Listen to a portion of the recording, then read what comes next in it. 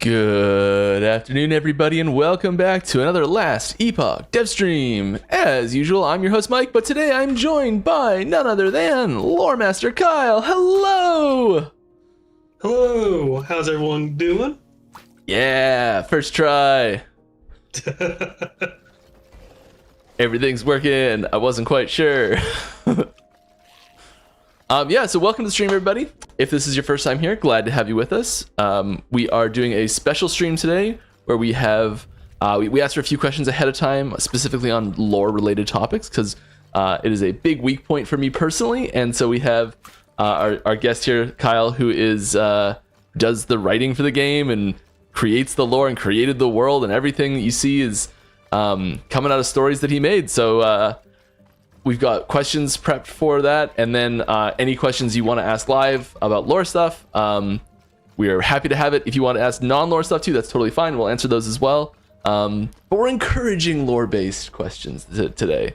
And I'm just going to play like normal at the same time. And we've got a resub! Trunks, coming in hot early on. Thank you very much. Appreciate it. Getting some love for your shirt there. Oh yeah, I got it a few months ago as a gift from my mother, and turned out to be one of my favorite shirts. Wear it all the time now. That is as wholesome as it gets. Yeah. Sent it to me in the mail for my birthday. I was like, oh, you shouldn't have. Thank you. Stargoon TV as well. Thank you for the sub. Appreciate you. Yeah. And oh yeah, we stream for charity. So all of the stuff that comes in from the stream goes to the person above my head, or the charity organization Child's Play right now. And if you have a question, please put @LastEpochGame in Twitch or @LastEpoch in YouTube, as we are streaming on both, and we're pulling questions in. Shout out to Kane for that help there. So yeah, Kyle, if there's a question on the list here that you see, you wanna just grab and go. Let's dive right in. Yeah, absolutely. So in our little question doc that we've got running right now, we have both the the stream post questions, the ones we gathered in that forum thread over the past week. And we also have a section for the questions coming in chat right now. Going to give some time for the chat questions to pile up a little bit by just digging right into the post questions. So starting off with that, and actually a little bit of preamble, as I'm sure you all know, 1.3 came out about a little less than a month ago, about like 3 weeks ago, and one of the major aspects of that was it came out with Chapter 10. Chapter 10 has been in development for quite a while, a lot of off and on stuff as we just kind of kept on rearranging, priorities. But we finally got Chapter 10 out. We finally got another extension to the campaign. It had a lot of big revelations, a lot of big lore moments that I've been eager for people to get exposed to for a very, very long time. So that's one of the reasons why I felt it was a good idea to have a nice little lore stream now that we have more things for people to ask questions about finally for first time in quite a while. So yeah, with that little kind of preamble, I'll go ahead and get into some of our post questions. So we have this first one from Oinos, a question around Revenant Yulia and Immortal Empire. The Immortal Empire is 1,000 years after the event of the Ancient War campaign. It's actually 1,000 years after the Divine Era, but close enough. We can see on the map that Stellarum became the Immortal Citadel, and Yulia looks pretty much the same in both eras. So actually, if you look at her model between her Divine Era appearances and her Imperial Era appearances, she does have some differences.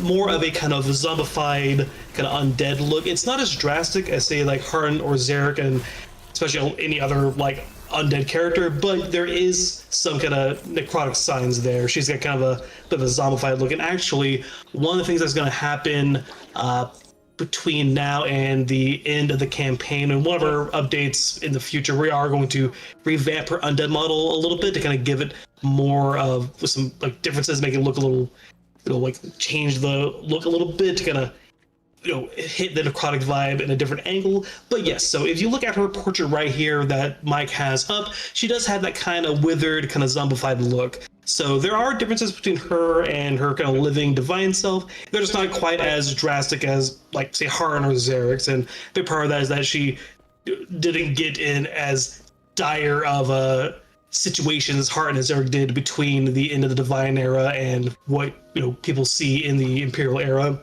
Do you know where she is in the Divine Era that I can quickly go to? Best one would be Hyperborea over in Divine Era. So it'd be north on the map, over to the right a little bit. Oh, you're on a little bit of a delay there. Oh yeah, no worries. Where is she? Actually, this is part of the campaign where she's already left here. Yeah, I wasn't sure where your campaign progression's at. Yeah, so if you're a little later on the fight, you were okay. So in that case, Majelka is probably gonna be the best place to find her.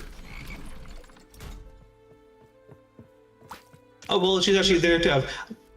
Is she here? Which scenes we have? Yeah, there she is. Continuity.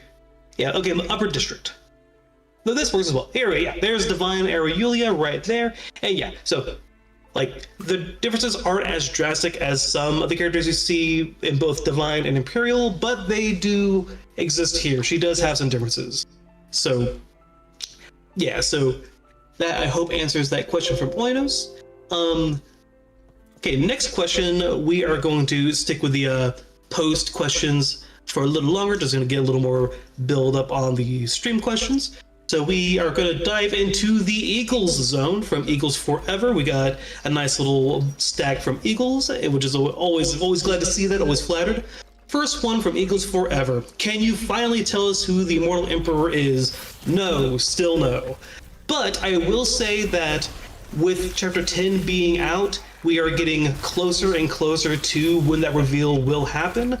The campaign is planned to have a Chapter 11 and a Chapter 12, and I can say confidently that the reveal of who the Emperor is will happen in 11 or 12. So I thought you were going to say which chapter. I was so excited for a second there. I mean, I'm trying to think how much of a... By the time you are in Chapter 12, by the time you're in Chapter 12, you should know who the Immortal Emperor is. I will say that. All right. So yeah, the answer is coming. We are a little closer than we were before, but I still am not at liberty to give out the answer. All right then, okay, keep your secrets. Yeah. And just to make it a little more fair, I'm going to bounce between Eagles and this another person who dropped a good amount of questions in the post, Pon Poco.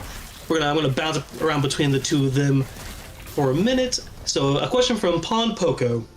And was it humanity or the Elysians who were in a sort of cryo-sleep state in the Temple of Atera? So to give a little more context for that, people who might have, haven't, don't remember Chapter 10 too well, one of the big reveals in Chapter 10 is that you actually see inside the Temple of Atera before it fell to the ground.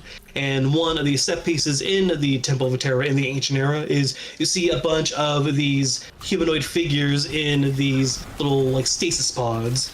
And some of the exposition you get there is that they were the Elysians, and that the Elysians were the ones who made the temple and made all that old technology.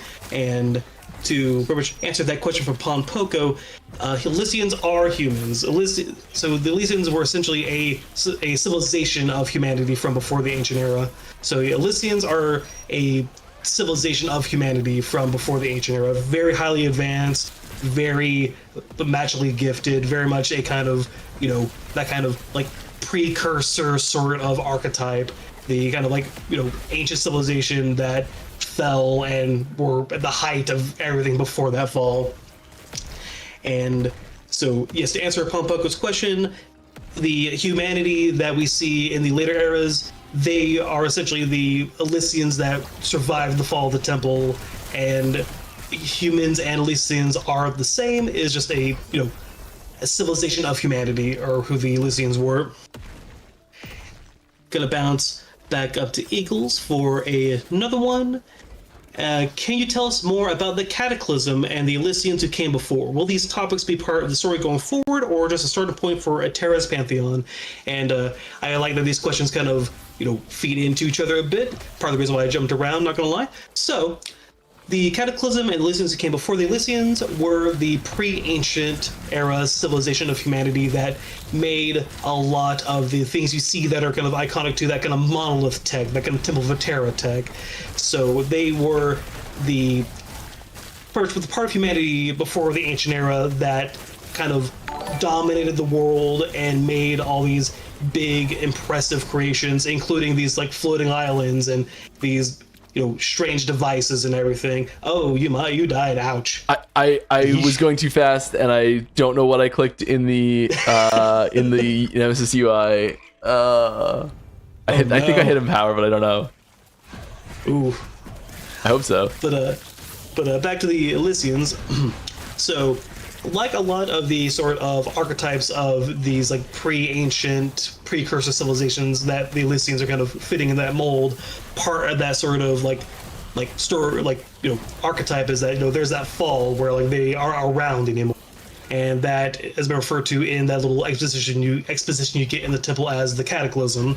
And I will say that there is there is a specific kind of idea of what that was. That is something that we're still holding back for future kind of a story updates and future plans of kind of diving into that more. I will say, to answer the question of will these topics be part of the story going forward, I will say that the campaign will not really dive back into the Elysians, and especially not the Cataclysm, for the rest of the campaign. The campaign is going to be still focused on the things that came after, like the stuff with Raya, the stuff with the Mole Emperor, especially the stuff with Orbis. So the Elysians and the Cataclysm, that is more kind of for the purposes of the campaign and the story that is being told right now. They are there to give more context for the Observer and his fall, and for Atera and her situation, and how that ties into the Observer and his fall. But that all being said, that's just pretty much clarifying that we won't be diving back into Elysian stuff in the campaign, but in the future, especially in a future, once we're past the threat of Orbis, that is absolutely fertile ground for diving into, those kind of mysteries. So it's something that I will say that we won't see more of in the campaign, 11, chapters 11 and 12, but in the future, it is an area that we will want to explore further. Okie dokie, and gonna dive back down to Palm Poco for another Elysians question. Just gonna knock it out a bunch of these in one nice kind of contained segment.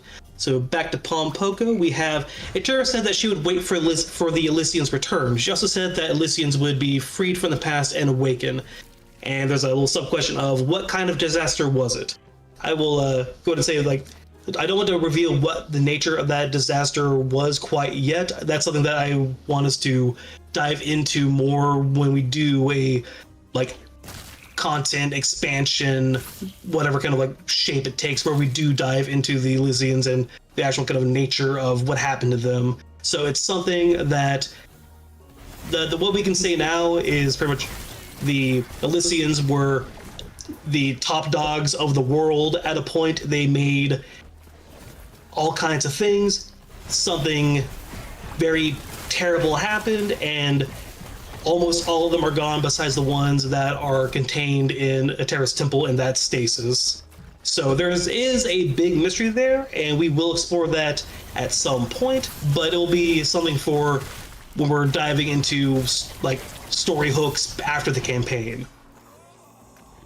And let's see here. Anything else on that question that I glossed over? Not quite. Okay. We've been bouncing around Eagles and Palm Poco for a minute, so I'm gonna dive down to stream questions now and go ahead and grab a couple of those because I'm sure some people have been antsy about their questions. But we'll be diving back into Eagles and Palm Poco intermittently as we go. I just want to get some, spread the love a little bit. Okay, so now we're in the stream questions zone for a minute. And first we have from Vincent Van Gogh. That's like 3 H's. Vincent Van Gogh. Hi, is there any hope for a review of the group play? When I port to my friend, I instantly die even before I can see the screen or interact with anything. Mike, I'm gonna bounce that to you if you don't mind. I mean, that's just a straight up bug. Yeah, as soon as you spawn in, you have a grace period where you can't be hurt. And if that's not happening, please submit a bug report. F8 in game. Seconding that. Yeah, that shouldn't be happening. That sounds like a very unfortunate experience, so we definitely don't want that to be the case. Next stream question from Cormag1. Hi, I recently found some woven cocoons in maps. What's up with that? I assume that's referring to the woven cocoons, unless, Mike, there's a low chance for one to spawn as a woven cocoon. I just don't know about it. Does that ring a bell? It sounds like a typo. Gotcha. Yeah, in which case, yeah, those should all say woven cocoons. That is tying in with the Weaver and the whole Weaver's system. That is the big system we were introduced in 1.2, and there's a whole big kind of story there with this cosmic being called the Weaver, who is taking souls and cocooning them and trying to make her own woven. I'm not going to get into the whole top to bottom explanation of the lore behind the Weavers. It's actually not a typo. That is something that happens. I'd put money that's a Trisoki thing that slipped in. I was about to say, I know we have a tendency to have little fun bits the wolves having random names. Sometimes the health potions will drop as beer or gruel milk, so that might just be a little jokey thing. I think we can chalk that up to there's enough timelines happening that anything's possible. Just give it the old multiverse treatment. Yeah, so I will say I mean, I feel like it wouldn't be a typo because they should all just have the same name. If it was a typo, then every one of them would be called woven cocoons, right? I meant a typo in the question, but yes. Oh, right. Well, if it's a typo in the question, then it's not. Yeah, my answer still stands. It's part of the Weaver system, and to find out more about that, you can explore the tombs and cemeteries and meet a mysterious figure named, and he'll tell you all about the Weaver. Okay, the woven ones, though, are just an Easter egg. Right. Okay, I'm going to do another stream question. We have from a Native Zero. Mono update / rework when? Next patch, pretty please. Mike, I'll let you feel that. I can chime in on any kind of supplementary info on that. Yeah, we had a restructuring of this section of the monolith. That was very close to happening for this patch, and it just wasn't quite solid enough. So we pushed that back, and should be coming next season. Yeah, like ideally that like little rework, and then just like a temper expectations. The rework that Mike's referring to wasn't like a major like overhaul to like what you're doing in the monolith. Is more so just a restructuring of some of the kind of like order of operations there. Yeah, that's why I specifically bring it up like this screen here, because it's specifically Yes. things that affect this screen, specifically this screen. Yeah. Yes. Yeah. And I don't want to, we don't want to get into details of what that plan is, but yeah, we were real close to getting it in for 1.3. In fact, I think in like a stream chat or interview or something, Judd like talked it up a little bit. Yeah. That was like right before we found like, okay, this isn't tight enough to go forward with the time we had left. So we should be coming in with 1.4 because it was working. It just had a couple of kind of like edge cases and kind of like loose kind of parts to it that like, okay, this we don't want to push this forward if we're not like 100% sure on this, like It just being needed some more airtight. polish. Exactly. So like don't want to promise it's a next patch, but I'd be shocked if it slid like a second patch in a row. It'll be next patch. I'll fall in There that you go. grenade if it's not. Gotcha. I have a tendency to be more cautious on those, but yeah. I'm wrong enough. It's fine. Yeah. Oh, don't tell yourself short. And I'm gonna do one more stream question before popping into the Eagle and Pon Poco zone for another bit to kind of start weeding those out a bit more. We have from Mr. Ben Diesel: when can we expect a melee focused class or mastery? Like a new one? Don't want to speak for Mr. Ben Diesel, but I feel like the intention is new one, but I feel like a rework to existing one to be more melee focused would kind of fit that criteria as well. Yeah, so the focus for class and mastery changes. So we're not adding a new class or mastery next patch, I'll tell you that. And the focus for which classes and and masteries get updates in Season 4 will be focused more around which ones are missing skills in this screen. As you can see, Necromancer, Lich, Acolyte, Warlock, all these are full. So you probably won't see a new focus there this time.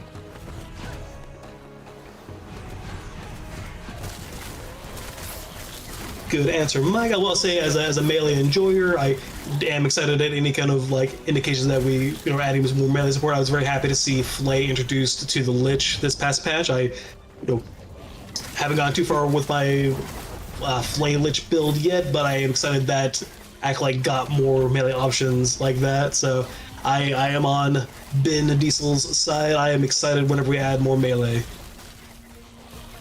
All right. Gonna bump up back to the Eagles and Pon Poco zone for a little bit to go chip away at those a bit more. From Eagles Forever, we have: will we get to meet / interact or get artifacts from Terra's other family that she mentioned? And just getting a little more kind of context on that, one of the little gives in the Temple of Terra is she makes a very kind of like light reference to the fact that her and the Observer have siblings. So, fun thing about that, I'm sure most of y'all are familiar with the Vault of Uncertain Fate, the reward at the end of Lila's Arbor, the door with the big face on it where you go in and you like deposit gold and it gives you rewards at the end of it.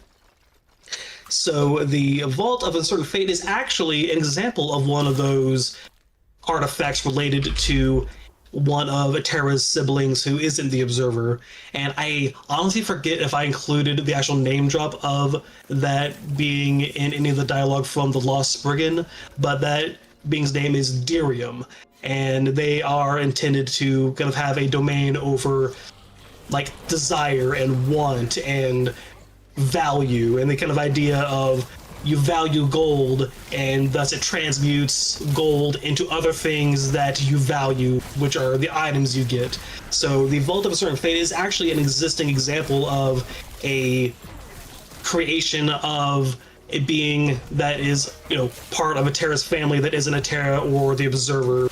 So we actually already have one of those in there. That's one of the kind of little sneaky kind of like lore expansions that we slipped in there when we were adding in those dungeons.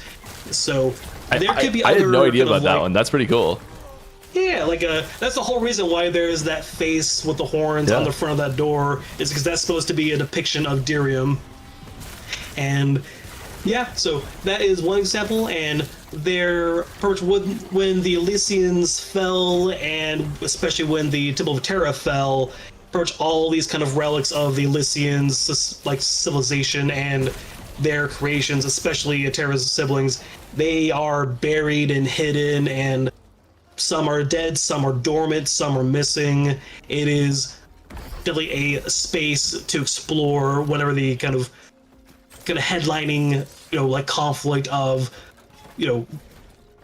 Orbis and Terra, that whole like storyline is finished whenever we put out our last bits of campaign and some additions to end games. So the story right now is very much very much focused on Terra and the Observer, especially with how the Observer turns into Orbis and everything that comes from that.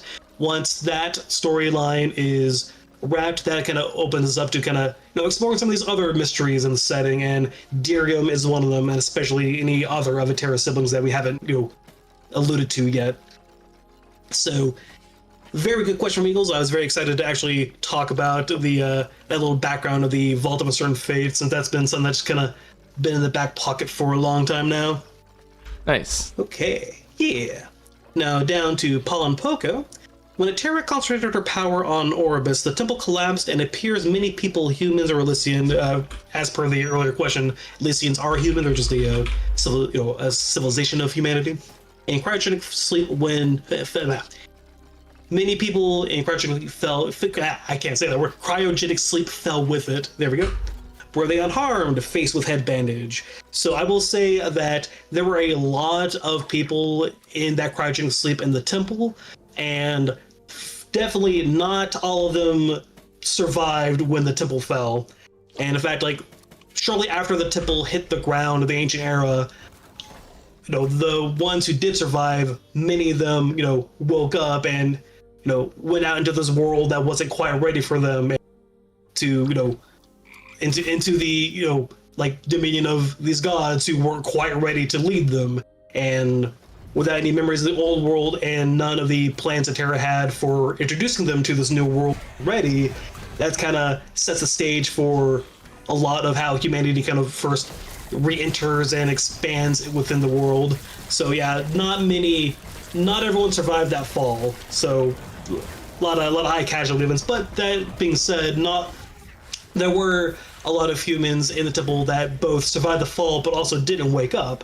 And that's why when you see the Ruined Era Temple of Terra, there are a lot of like void husks in there, because whenever Orbis is freed in the temple and corrupts it fully in the Ruined Era, some of those humans that managed to like be lucky enough to survive in their cryogenic sleep this whole time, ends up getting corrupted by the void here at that last minute, which kind of makes a lot extra tragedy there. So yeah, a lot of people died. Short version. We are piling up quite a lot of questions. So maybe if we can, I don't know, try to be a little bit. We may have to be a little bit less verbose on some of these answers. I don't know if there's some of them are quick ones to answer that I guess I could look at them. Okay. One thing I could do there is I can lightning round the Eagles and Pompoko sections and just gonna give those off our plate, and then we can steamroll through the stream questions. I think maybe actually doing the opposite and going through the stream questions faster. And like let's stick with some lore questions on both of these two ones for a little bit, and then I'll try and hit a bunch of the non-lore questions just really fast after. Okay. Gonna bounce back to the stream questions then, and we can chew through a few more of those. Okay, last one we left off was we just did Mr. Ben Diesel, and we answered that by the melee question. So next we have V_C_, and that is, hi Mike, Orbis and Terra, who is evil and who is good? Oh man, that's the kind of question that it's funny to get to after the let's be less verbose on these. So that is a complicated question. I will say, in the most kind of basic sense, Terra is good and Orbis is evil, but they come to those from very kind of human angles. Terra is good but flawed. She was a bit too controlling in regards to how she wanted to treat the Observer, a bit too, like, ambitious, controlling, like not. She's trying her best and didn't quite get there. And the Observer, before he fell into becoming Orbis, he was lonely. He was resentful. He, there's a lot of human emotions going there, but how he let those fester within him turned him into what would definitely be called evil. So Terra good, Orbis evil, but the things that are going to get them there and the things that can add texture to those makes that more complicated than just pure good and pure evil, I would say. Nice. And next we have from Blitz War with 2 capital Z's. I'm really tired of dying from enemies across the screen when trying to put something in the Nemesis egg. Can you please be immune or pause the game when interacting with it? Mike, thoughts there? We can't. The short answer is no. We can't do an immunity situation like that because you could. That would be very abusable. And then we can't do. We can't pause the game in online yet. As soon as we're able to pause the game in online, we will. That is something we really want to do. It does pause in offline, but it doesn't pause there in offline. We could probably pause it there in offline though. But yeah, so you're gonna have to.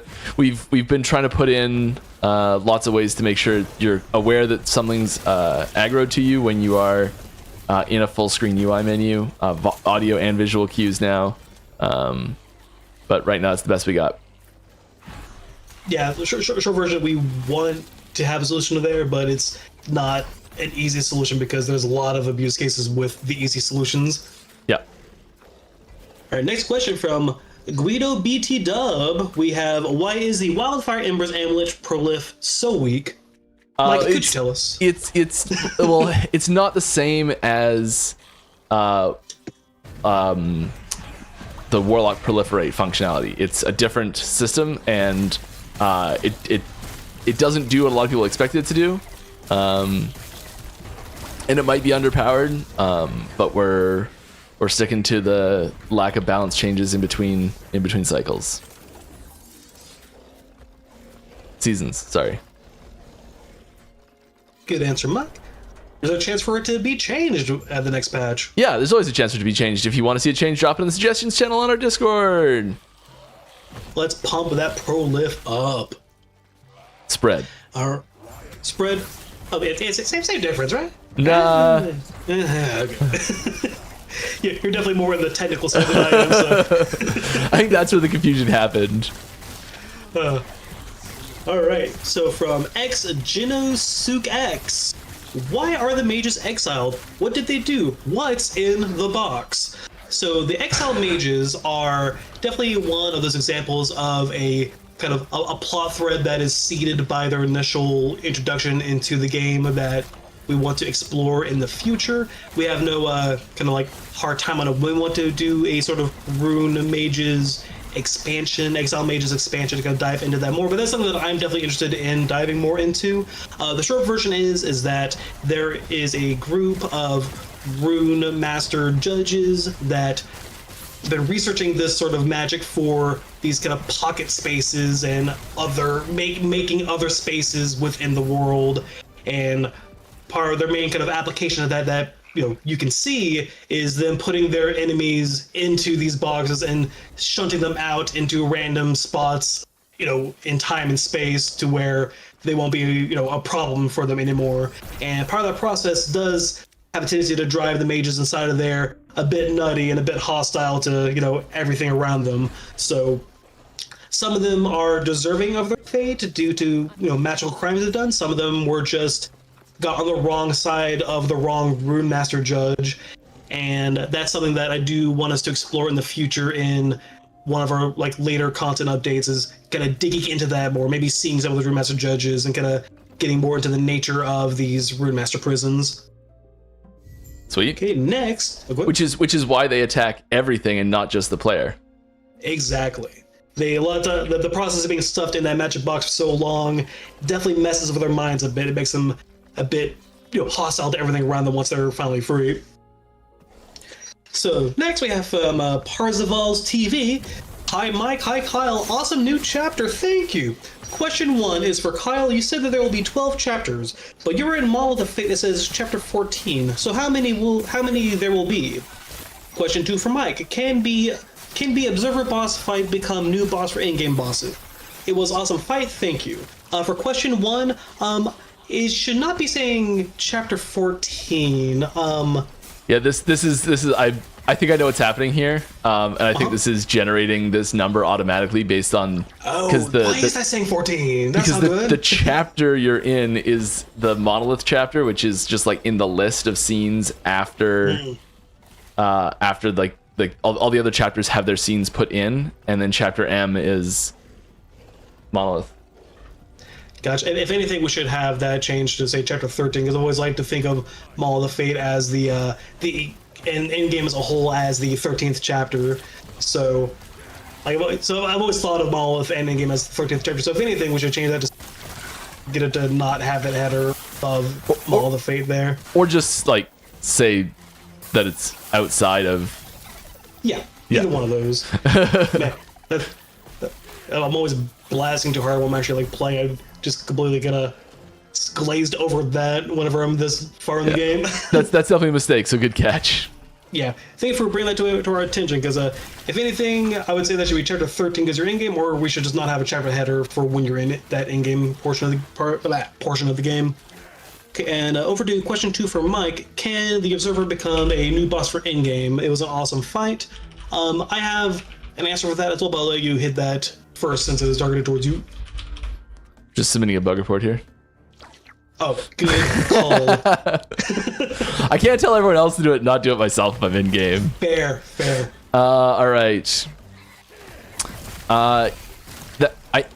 There's no technical reason why we can't do that. I guess the only thing is there a lore reason we can't do that, Kyle?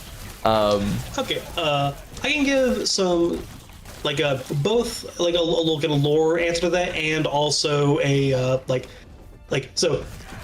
But part of our history of being a small company that has become, not as small is, especially for the people who've been with the company for as long as Mike and I have, we have a tendency to wear a lot of hats. I'm more involved in encounter design than you would usually expect. No, not crazy involved, but just I'm in the calls a lot with encounter design. One of the big reasons why we don't have an in-game fight is because a big theme with the observer's fight is that he is not actively targeting you until that second phase. He's more so targeting those windows, and you are trying to survive and react to the chaos going on around him from him losing control of his power. And a fight structured like that, a lot of the encounter team felt that would be hard to translate into a satisfying way into an in-game level of difficulty. And another part of that is a lot of the fight has tied to it, the pacing of it goes, where there's that long intro, there's that little kind of intermission with the larger window that pops up, there's him going from window to window. There's a lot of parts of the fight that are not just pure encounter, pure combat, and there was definitely a concern that if we just ported that straight into in-game, it would be not as fun to run over and over again compared to a lot of the other in-game due to the amount of sort of quote-unquote RP going on it. That's thinking back to MMO terms where people complain about the RP before boss fights. I feel like a Woven Echo might be worthwhile, like a variant that didn't have as much of that RP and stuff in there. True. And so there's nothing saying that we can't add a kind of stripped, I want to say stripped down, but kind of a reworked version of that fight to in-game in the future. Just, it was the kind of thing where we didn't really have it scoped in to make an in-game version of the fight for the 1.8 patch cycle, so especially with how much we'd have to rework for it to get it to work well as an in-game fight. And more on the narrative side, I have ideas of how we could potentially use an in-game version of that fight kind of paired with some non-story versions of the eventual Orbis fight, and I feel like it would be kind of strange to have an observer fight in-game without an Orbis fight kind of accessible to the side / after it. So yeah. That's part of the reason why I didn't push too hard to have us get an in-game version of that fight. both the kind of scope of essentially making a second fight within that patch cycle, and also there's a little bit of kind of narrative wonkiness with it, and yeah, so. But there's no major probably reason from the stance of, like Majasa has reasons why Majasa is not an endgame that is more lore related, right? I think we've had that question before. There actually aren't. It's just we never. Yeah, the reason why we didn't have a Majasa in game for the longest time was because back when Majasa first came out, our main kind of like rematches in game was through timelines. So we would have to make a whole timeline to feature Majasa at the end of it, and we never quite like bandwidth for that. That's why when we introduced the woven ecosystem, one of the like immediate kind of first kind of ideas, like, oh, let's throw a Majasa fight in there now that we don't have to like timeline island to build up to her for in-game. So there's no actual lore reason that why Majasa was just like a practicality and how much we'd have to add to like lead up to that. Okay, that question took a little longer than I was expecting. We got into the thick of it with it. Okay, next up we have a Heartmut rank. I also you don't have to. Umbrella thing on names. Or anyone whose name I mispronounced, for Heartmut Rahaki. Thanks for doing these rounds. Oh, you're welcome. A question about Carrion of Creation.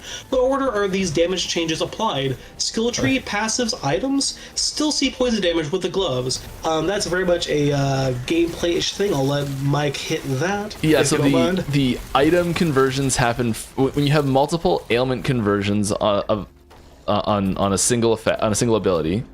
The ailment conversions that happen on items happen sort of first and all together, and then the ailment conversions that happen everywhere else happen second and all together. It's a short version. Good answer. And if there's something that you think, and there's the one exception to that is Aura of Decay, which doesn't behave. It doesn't look at one of those things, and I can't remember which one. And if you want specifics on this, I think Cyborg was compiling a list of stuff and asked the devs earlier yesterday, and I can test individual ones for you if you post it there as well.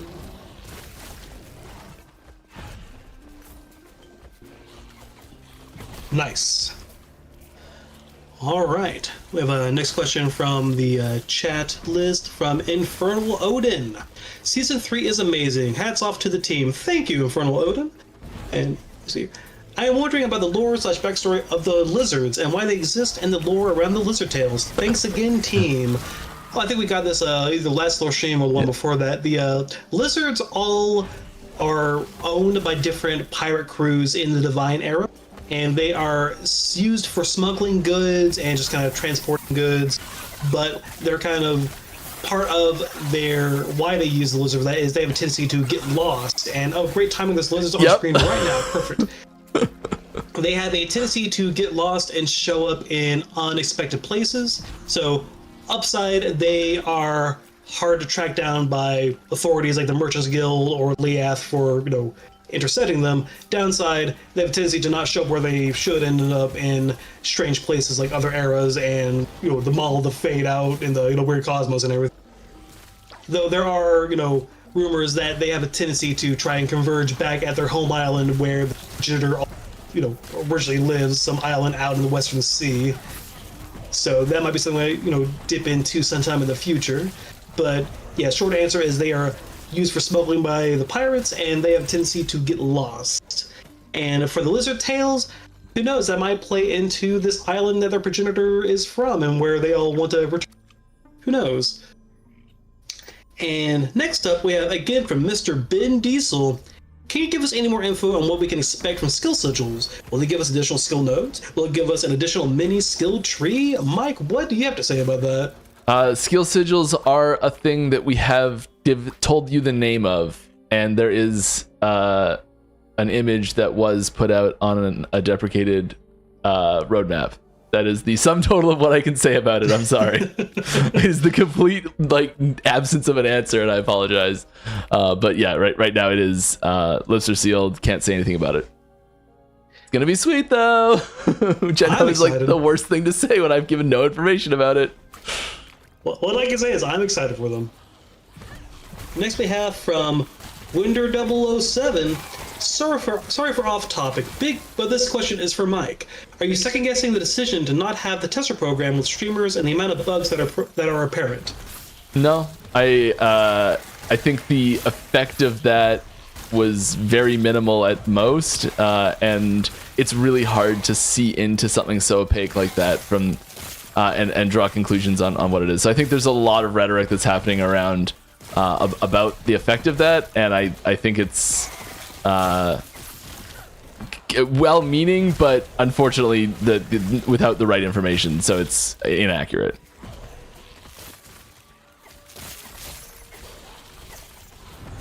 Alright, good question. Move on to the next one. From Sammy Tang. What happened to Zarek?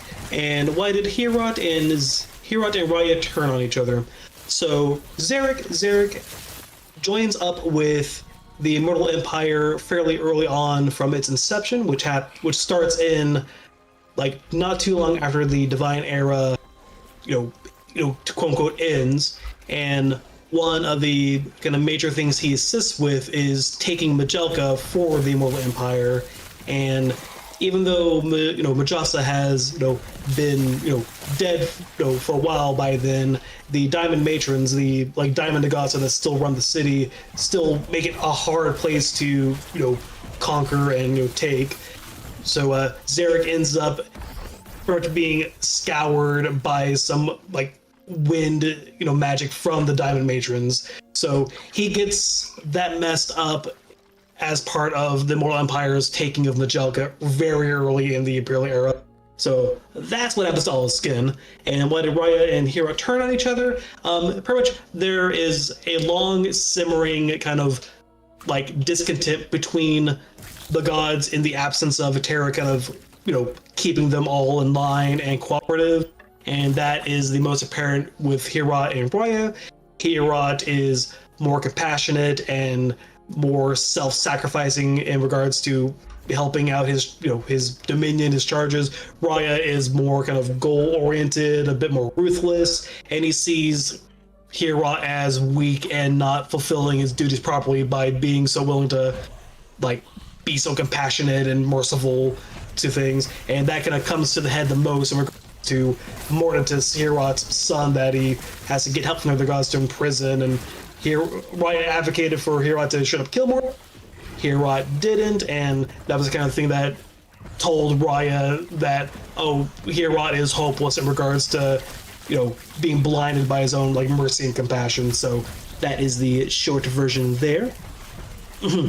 Moving on to Heartbut Reiki. Question for Lore. What would you point to as an influence in your storytelling? Any specific story, book, or show? Oh, there's a lot. It's the kind of thing where the easy answer is everything I've consumed, storytelling wise. But I think some of the most influential ones are. I haven't thought about this series in a long time. I was big into the Malazan Book of the Fallen series way back when. I never finished it, which I still feel bad about. I got, I think, partway through the 6th book, and I think there's 10 total. So, and I just read them all in a row. So got a partway through the 6 out of these 1,000-page books back to back to back, and I took a break from it and never came back. It's been 10 years. I really need to go back and finish this, but I really liked how the Malazan Book of the Fallen, but by Stephen Erickson, I should mention the author's name. By Stephen Erickson, I really loved how there's just this big setting, lots of mechanics, and just aspects of the setting that he just doesn't tell you unless it is relevant to what's going on and that the characters would actively talk to each other about. It's the kind of thing where it feels like you're unraveling this mystery, and the mystery is what is even the setting, because all the characters act like they live inside of it and don't feel the need to explain things to the reader, because they all act natural in their own kind of world as far as talking about things to each other. There's plenty of other stuff, but that's one that immediately jumps to mind as a fantasy series that definitely left an impression with me. I'm gonna answer this question too because I feel like it. And my answer is the Riverworld series by Philippe Jose Farmer. Oh, I've heard about that, and I haven't read it, but I've heard it. And heard about it. It sounds so cool. It is wonderful. There are two very disappointing one TV, one movie adaptations, and the books are so much better. And both of them just like flopped hard. So don't bother with them. Read the books. they're short books, but they're so good. There's like a 6-book series or something. Okay, nice. Yeah, I think I've got that on my like ebook collection. I just need to actually open it up at some point. Yeah, I've just resolved to start like get back into reading books, and I have Nice. I've realized that Douglas Adams TV and movie adaptations are like some of my favorite things ever. So I just ordered the Hitchhiker's Guide to the Galaxy. I'm going to read that first. Oh, nice. Oh, that reminds me. I should mention this as well. But I did it kind of mind because the tone is so kind of like different from what we would usually kind of talk about with, especially with our type of game. Terry Pratchett's Discworld books. I think that might be my favorite author and book series of all time is Terry Pratchett's Discworld stuff. Have you read those? I've not. That's another one that's been on the list for a while. I played the board game, and the board game was incredible. Oh, I didn't even know there was a board game. Yeah, it's awesome. I'll say if you like Douglas Adams, Terry Pratchett is absolutely worth checking out. I would say don't start with the first couple. Start with like the third one at the earliest. A better place to start is like either Small Gods or Guards. But yeah, Terry Pratchett and Discworld, favorite books of all time. And absolutely influential, but the more kind of like dark fantasy relevant one that came to mind was Mal's. Nice. Okay, moving on to Man Be Your Bro. Will there be more item sets, or is a rework planned for the current ones? Mike, I'll let you field that one. Yeah, we're gonna add new item sets. There's none that I know are like confirmed yet. I have a small document I've been working on that's got a few sets that I'm going to be pitching to the team in the next, I don't know, whenever I finish it. But yeah, it's sets are back on the menu. Nice. Yeah, we definitely kind of shied away from doing sets for a long time because they were regarded as just not as good as any other items. So it kind of was a situation where like, why would we make a set if we and everyone else knows that they won't get used? But with the set shard system now, that kind of opens it back up. Like, okay, sets are something that people could want now. We just have to like get back in the gear of making some. Yeah. Now that we know that people might actually use them. Okay, so up next from Redneck OU 812, we have, so in Reign of Dragons Monolith, the second fight, there are 3 dragons named Bahal, Ada. Why is the third one named Set? Sorry to be off subject. I would say that's off subject. We are in the lore stream. That's a lore-ish question. Yeah. For Bahal and Set, those are both named after mythological figures, and I believe Ada is as well. It's been a long time since we made that echo and made that encounter. So I forget which mythological figure that like Ada is supposed to be referring to. So I have to admit I forget who that is, but I recall that is a mythological. Bahal, that is a reference to Baal, the like old like I feel like I'm gonna get the exact culture wrong here, which feels bad. Like an old like Mesopotamian.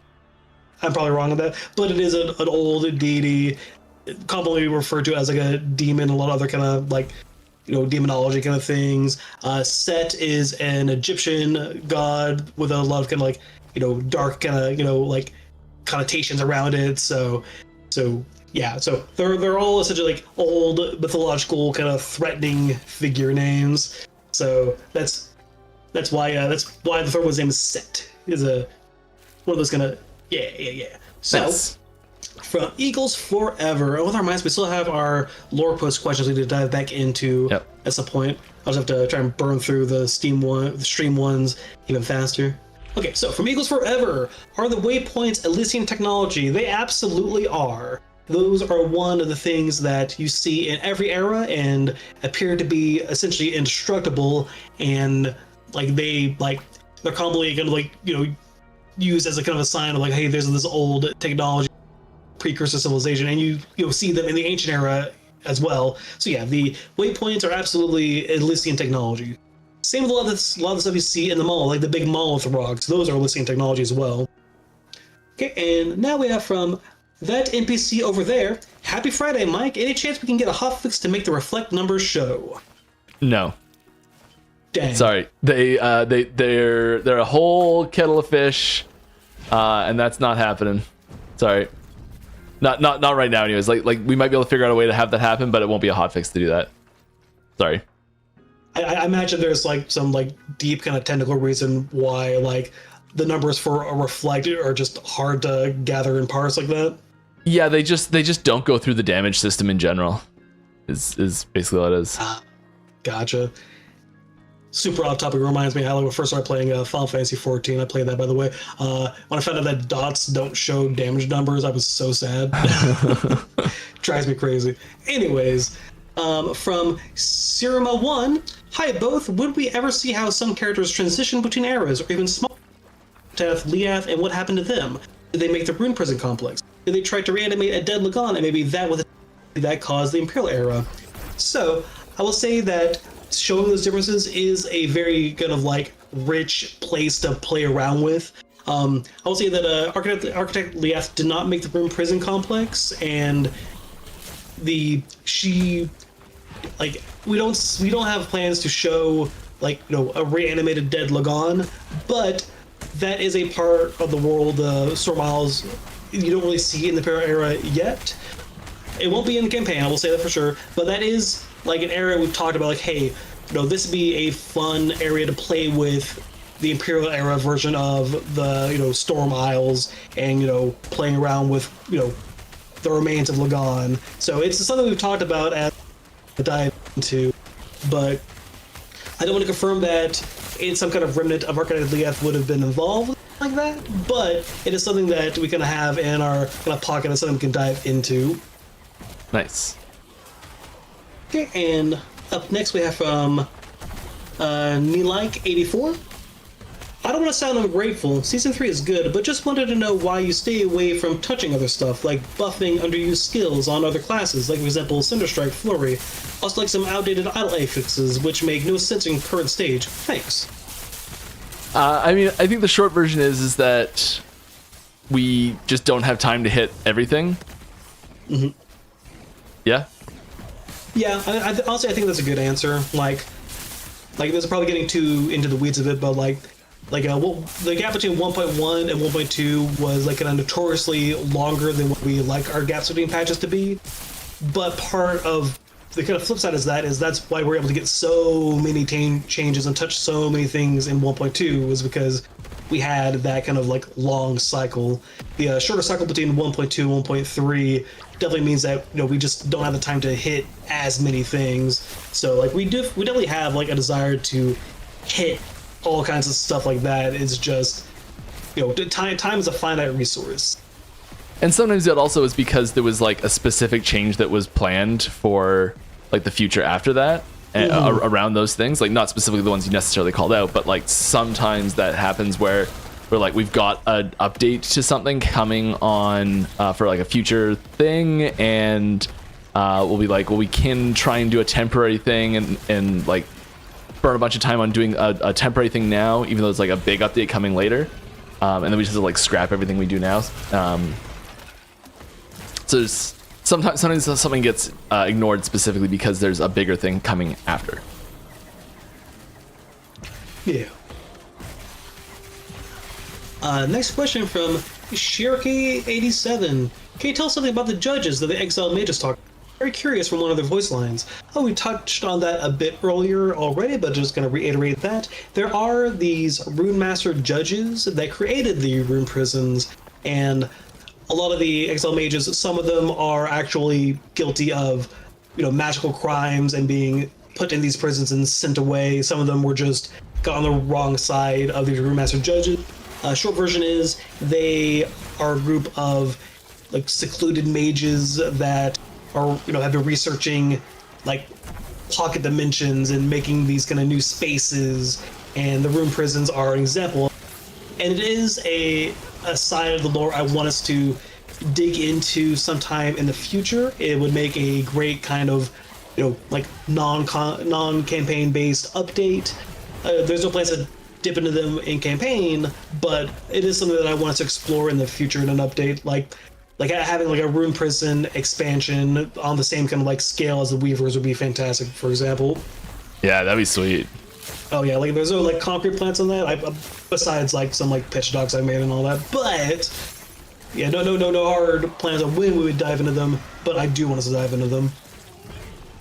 From the Killway, will we get further optimizations? The game is unplayable late game, FPS dropping to 40 FPS and sometimes worse.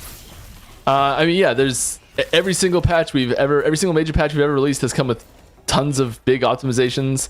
That will continue to happen. Yeah, I think like the game, like I don't know, I have felt it improved dramatically over the years, and it's like maybe I'm just not playing the wacko crazy everything everywhere all at once builds, but I mean, I do not have an amazing computer, and we're sitting at 1440 on high settings while streaming and screen sharing, and it is I feel this is butter smooth. I don't know if it's perfectly on the stream, but it feels fantastic to me. Yeah. Good answer, Mike. And next we have from Dark Dragon Knight, any news on console releases? Nothing to report there. Same old story. We'd love to do it. We don't really know when we're gonna have a chance to, if we're gonna have the chance to, what we need to do still, all that sort of stuff. But it is the same desire we've had for years to do it, because it's like a huge group of people that are they just don't have a computer that's able to play the game, and yeah. I just hope we can get it onto GameCube finally, because it has a little handle in the back and we can carry it around. A lot of people don't know this GameCube actually had a broadband network adapter, so you could play multiplayer online games on GameCube. And yeah, that's why I had a little handle in the back, so you could take it to LAN parties. I got my mom horribly addicted to Phantasy Star Online episode 1 and 2. That's amazing. For GameCube, and like I remember I was like leveling as hard as I could. I was like level 86. I was like 140. I'm like, stop, mom. That's amazing. Alright, next we have from Infernal Odin. The new MG tokens are kind of pointless after you max your faction level. I have 500k faction points. Can we get something more to do with them? Anything like that in the works? They are designed specifically to help with the, like, as you're going through that process of leveling up your faction. I mean, they do give you a little bit of a, like, they give you the you don't have to pay the favor, which a lot of people, it doesn't matter for them at that point when you are in hyper late game stuff. I think we were gonna have them be sellable to merchants for like a good chunk of gold or something? Question mark. They're gonna be just like 100,000 gold to sell them or something. I can't remember though. I don't know if that just like didn't happen, or maybe they are like that. But there's a small part of me that thinks like that was the plan. Which I know Okay. at like crazy endgame, when I say 100,000 gold, it's basically nothing as well. But whatever the number we would have come up with would have been appropriate. All right, next question is from Crow's Tongue. For a game that has so much to do with time travel, we don't have a character class based around chronomancy, even with chronomancy being directly referenced with Jewel Run. Is that a character theme you guys intend to explore at some point? I think that's one that we can both, like, Michael can let you feel that as well, but I feel like the answer is we do want to play with that sometime in the future. It's just a matter of, like, yeah, I'm gonna let you, like, go more into that first. I think it's a really cool idea, and it sounds really interesting to me.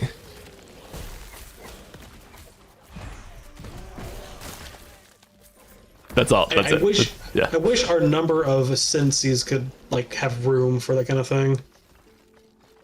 Yeah, it doesn't well. fit currently in any of the existing masteries that are available. Oh my god, I have 2 points in this. What?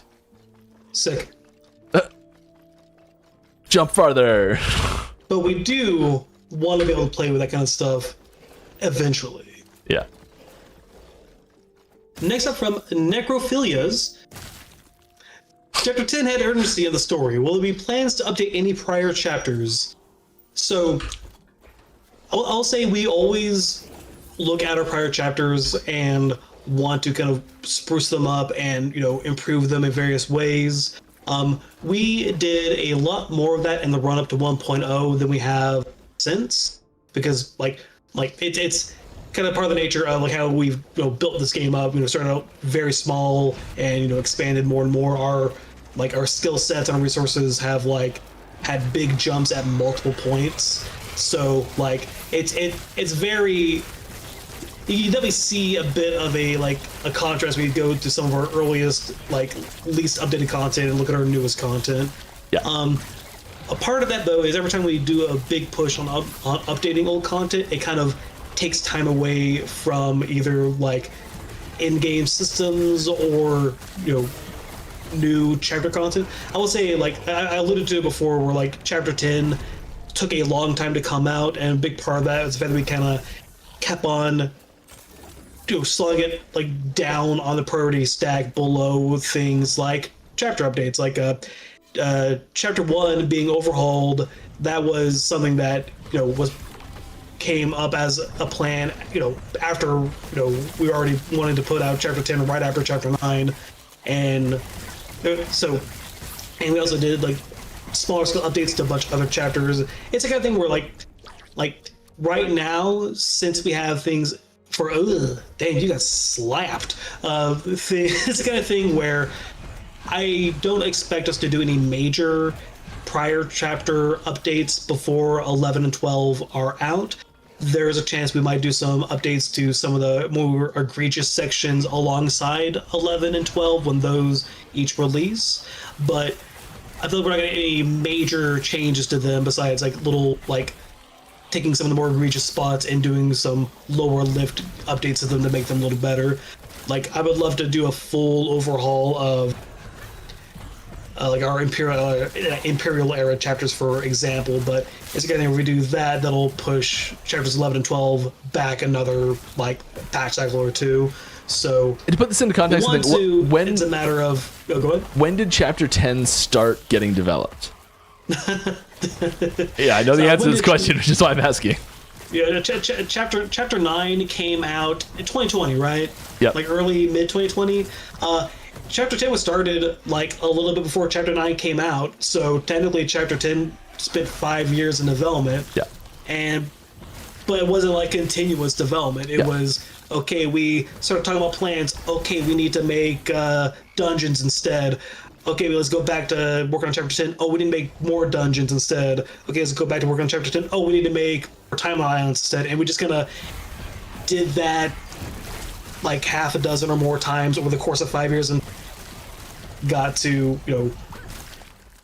within the past year or so and went, okay, let's actually get this out now that we have all these other things added and addressed. There was a time when chapter 10 was supposed to come out alongside 1.0, but then we decided to do the item factions, and the item factions took a lot to put together. But yeah, that's just kind of me getting into the weeds of that. So short version, less updates than we'd like because we want to get 11 and 12 out, but we do want to hit some of the more egregious spots in whatever ways we can. Up next, from Ice Hockey Player. Yeah. Would it be possible to get the glyph of envy to not require an Epoch shard, as I feel this should be used when my item affixes are completed and I want to base. The problem is that it needs to wait, no, it doesn't need to do that anymore, because it just switches the base. Yeah, that could be switched to a rune, right? I don't see one up. I think I'm not as deep in the kind of item team. I don't see why that couldn't be changed. Glyphs have to have something to go with it. Glyphs are an augment item, so they can never be just done on their own. So we'd have to switch it to a rune. It may have been not done because there are so few glyphs available. Yeah, that's the name on this is so on the nose.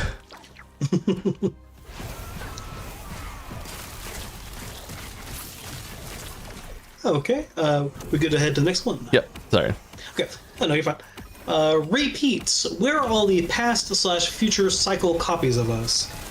So, anytime you see other players in End of Time or you're in a multiplayer group, if they're the same class as you, that could conceivably be an alternate version of you. So that's kind of been our kind of like little fun idea for, a lot of games, especially in the genre, just kind of like, just kind of like, Hand wave plays it. over the actual kind of like, justification of how multiplayer works with narratives more focused on a single player, and are kind of like real early on, kind of like fun, kind of counter that, like, oh, hey, because we're doing with timelines and alternate timelines and stuff, all the other players are alternate versions of you. Also, and also isn't the Nemesis. Oh yeah, so the Nemesis, a lot of them are dead travelers that were killed and cursed by harbingers, and a lot of harbingers are actually like other travelers, and some of those other travelers could very well be alternate. And the Forgotten Knight too. Yes, though as she Kinda. got more kind of character to her story beyond her kind of initial kind of Easter egg origin, she kind of got her own identity that kind of separates her out from like the 5 player classes. Yeah. So, like, she is another traveler, but she is a little more distinct from the player travelers just due to the fact that, she doesn't really, like, match up one-to-one with a player class anymore. And, alright, next question is from Shining Dark Light. Who or what is the Weaver? So you get a bit more info on that system that we introduced in 1.2 that involves, like, going to the tombs, doing the woven echoes and all that. The short version is that an old spider titan that survived the erasure of her timeline and managed to fuse together with other alternate versions of herself in the same kind of way you can fuse with other timeline versions of yourself when you pick your, and kind of became this cosmic being that is trying to make an alternate solution to the Orbis and Void problem. You're cutting out every once in a while. Oh no! Yeah, and I don't know if it is or why it's happening, but it might be like, can you move the microphone a little bit closer? I think it might be Discord's like cutting out or something. How do I sound now? I mean, you sound great still. It was just like in the middle of a sentence, it was just like dropping words. Oh no. Yeah. In which case I will do a short version of what I just said in regards to the Weaver. Short version: Weaver is a spider titan that used her magic to survive the void arena, fused with other alternate. It's still versions. happening, and it happened at the exact moment you said something important. That is so strange because I'm not seeing any kind of cuts or anything on watching the stream, so don't know if it's a connection issue. Let me third time's a charm. The Weaver is an ancient spider titan that managed to survive the erasure of her time. Just cut out again. it cut the word Titan out, Why is it doing but that? only the word Titan. Titan. Titan. Titan. Does that come through? Yeah, it's going through. The Weaver is an ancient spider titan that survived the erasure of her timeline by the Void and fused with other versions of her that did the same and became a cosmic being that is making her own solution to the Void problem. Only solution to the Titan. Solution to the Void and Orbis problem. Void and Orbis problem. There we go. Discord's auto-muting to prevent leaks. Okay, up next we have from Shining Dark Light again. Are we going to find out more about Orinthia? There's no current plans to dive deeper into her backstory. She gives a lot of like the explanation for her deal while you're going through the Harbinger's storyline. There are plans to have her be involved with some of the kind of future plans in regards to the conference Orbis, so she's going to reappear in some capacity in regards to that stuff. As far as her backstory goes, I feel like she kind of gives up a lot of her backstory in that Harbinger storyline. So, like, stuff involving her going forward is going to be more involving her participating in some of the kind of like build up and confrontation with Orbis stuff. How much did it cut out there? Enough that can you turn on? Do you have like noise filtering on Discord turned on? The crisp noise filtering. Let me see.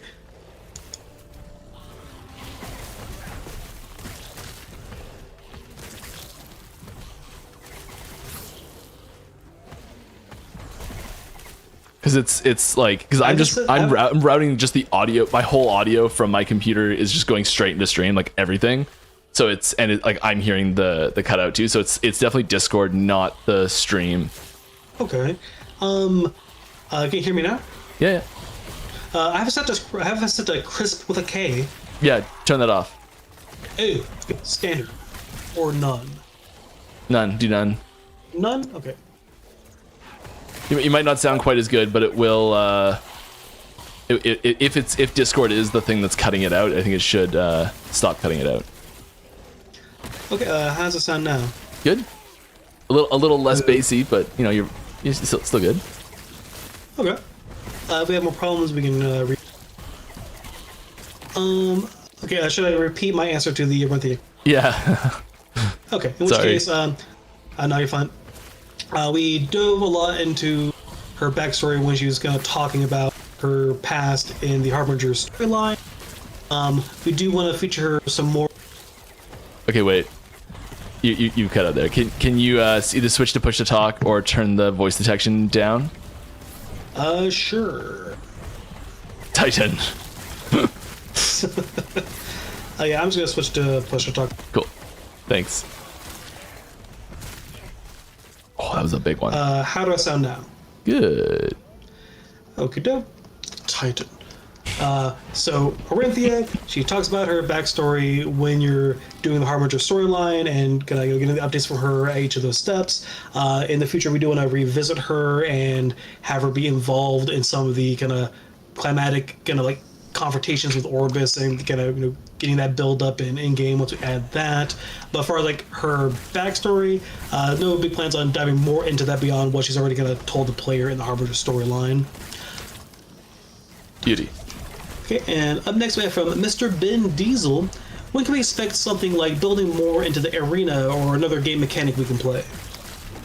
The arena's a weird kettle of fish. I don't know if we're gonna be directly expanding it much, but I think like they'll. We're gonna try and get as much. This is a tricky one because I don't want to promise anything too soon or too big, but we're definitely hearing the feedback that that there's a significant desire for mechanically distinct activities to do at endgame. And so we're working on the best way to add that. Good answer. I don't think it'll be focused around the arena. Yeah. Yeah. Next up we have from Necrophilias. How do people with fear of heights complete Chapter 10? With a hope and a prayer.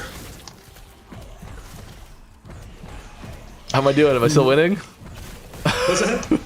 Am I still winning? I mean, you're playing a summoner, so you should be fine. Okay, next up we have from Kaiser Soze 2077, who made the first Epoch and why. So, if you look at the Observer's model, actually you can see that the Epoch is in his chest. The Epoch is actually part of the Observer that gets separated from him when a Terra seals him away. So the Epoch is essentially the kind of last kind of uncorrupted, undriven to despair part of the Observer that is left behind. So I would say the Elysians made the first Epoch as in, when they made the Observer and had it as a part of his being. Whoop. Next we have from Mr. Flibble. I've seen a few Stephen King references pop up in Last Epoch. Are these from one team member or multiple? I can't think of any specific Stephen King references. I have read some of Stephen King's stuff. I do like him well enough. I probably haven't read as much as I should have of his stuff. I read a lot of the Dark Tower books way back in high school and a few other books by him. Not enough to say I'm like a huge Stephen King super fan or anything. I can't explicitly recall any references I've done to Stephen King. Mike, any that you can recall? No. I would not be surprised if someone who has like named like nodes and items, is familiar enough with Stephen King to put in some references there. I would say there's without like prolific and like well known as Stephen King is, I would not be shocked if those references were intentional and just kind of are slipped in by various team members as they're pitching in names for nodes and items and stuff. And if there's one that I did, I'm just completely forgetting where I did it if I did it. Up next, we have from Quicksilver. Is it possible while we are leveling to be more secret areas with special drops, or even any plan to all this to add such a kind for in-game content and special drops? Sorry. Another quicker reading that, I feel like that got a little jumbled. Is it possible while we are leveling to have more secret areas with special drops, or even plan to have those kind of secret areas in the monolith? I'm thinking that's what that's intended to say. Yeah, it's those side areas are like manually placed, so they I don't know if we have a way to like the ones that are procedurally generated, like side zones, there can only be one of those in a zone, so like that's why we can't have a tomb and a time beast rift in the same zone. But like the little tiny side zones that are just like unmarked and there's like a chest in them or something like that, or like just like a lore thing in there, those are all manually placed. I don't see why we couldn't like spawn some of those into certain zones, but they'd have to be like they'd be manually placed in the zones. I mean, speaking back to the procedural generators, I think next time we do a PCG, like a new PCG zone, or if we're even like just updating some of the existing ones, I think it'd be great to add like as one of the possible room types some like secret little chambers that can be just kind of attached to some of them. Yeah, maybe like a really fun kind of thing to play with next time we make a PCG zone. Up next from Raptor PJ. Any plans to add some kind of bad luck protection system for legendary crafting? After rolling 21 null potents with 2 LP and having them all fail the roll, it feels a bit unrewarding.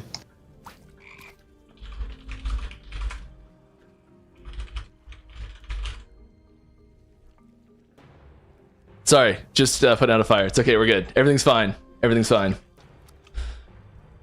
Your head saved my life.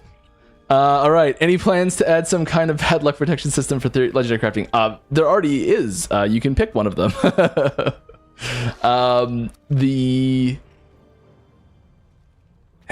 We've really shied away from having like a pity system, and like bad luck protection, things like that. I think it's.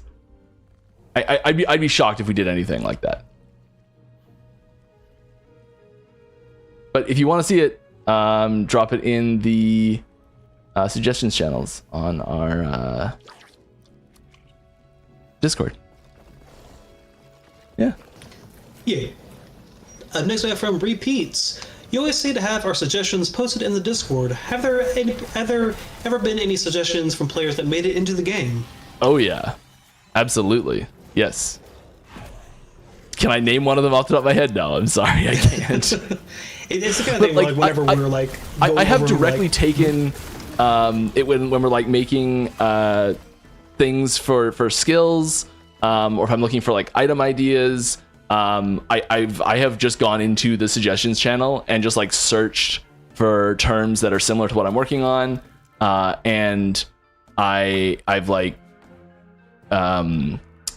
just like pulled ideas from that. So like I've definitely pulled small scale ideas from there myself, and I know larger scale things have been pulled from, or at least influenced. Like sometimes we'll be like, oh, like are people talking about wanting things like this or like this other thing, and get a vibe for what people are after just from looking through searches in there. So sometimes it's not directly idea pulling. Sometimes it's also just like, oh, people are asking for things in this category, and that's enough to drive a decision later.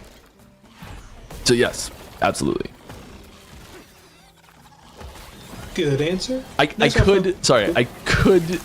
think of a specific example, but I can't talk about it because there's something that's not out yet. Yeah. Titillating. Yeah. Tantalizing even. Next up from Bagamafija. How powerful lore-wise are travelers, since they obviously have inherent superhuman powers? I guess the player power creep in campaign isn't nearly reflective of what bosses are currently like compared to us. I would say that the traveler at the beginning of the campaign is like just like above average as far as like well, I mean they are fairly strong at the beginning of the campaign relative to like the average human, and that just kind of comes from being the sort of kind of exceptional individual that causes the story to kind of be centered around them like that. But like as you get the epoch and start traveling across time, yeah, your power as a traveler definitely like scales up quite a bit. Like it should still like lore wise, the fact that you're like fighting like these gods and coming out like victorious at the end, it definitely should narratively. It's supposed to be much more of a close and kind of fraught victory compared to like an optimized meta build that flattens Majasa in half within 2 seconds or whatever. So like think about the very top end with Aberoth, well current top end with Aberoth, like yeah, there are builds that can like turn him to dust by looking at him, but the kind of like canon narrative kind of like strength of a build or character that can fight Aberoth is supposed to be like, oh, you barely survived that, and it's a miracle and heroic thing that you were able to survive to the end of that kind of thing. So pretty much like, yeah, the Traveler is very strong, but narratively the important kind of exciting fights narratively are supposed to be much closer calls than they likely feel as a very optimized, powerful build. Nice. Next up is from Shining Dark Light. Are we gonna find more about Julra? I will say that Julra's story is essentially like complete. Like it's a very much a you go to Temporal Sanctum and you get these kind of little glimpses into her past. How she was researching the oh god, I forgot what it's called. The thing that makes legendary items. What's it called again? I'm terrible at remembering names. Eternity Cache. Eternity Cache. Yes, I forget the names of things at the worst time. But yeah, like so. Yeah, things so you named. I know, right? There's just so many, and they just get lost at the worst times. Yeah. But yeah, the Eternity Cache. So yeah, so Jorah has her own little kind of like self-contained kind of like fairly like kind of like short like narrative to her where like she's this researcher that's like, investigating the Eternity Cache. She gets kind of sidelined by her like intellectual community for wasting her time on something they see as pointless. She gets obsessive with it. She gets some breakthroughs and obsesses more, and she lets it drive her nuts, and you have to put her down because her experiments with the Eternity Cache made her both dangerous and like unstable. So she has a very kind of self-contained story that is wrapped up by you putting her out of her misery at the end of the Temporal Sanctum. If we wanted to like dive into more of like other things she like worked on or other like people that might have been associated with her, that that door's not completely closed. But I will say that like I'd be surprised if we found a compelling enough hook to like bring her back in the capacity, if that makes sense. Yeah. And up next we have from Tolmat JP. Excited to see Tolmat in here. Much love to the crew. Who do I need to bribe to get more lore for my History of a Terra book? Well, I would say that hitting myself up, hitting up Holly would especially be good for that, because Holly's deep in with like the unique designs and everything like that. But yeah, like especially with like fun uniques like the like History of a Terra book, like we're always excited to play around with that kind of thing. Mike, any thoughts on that? No, I'm the wrong person.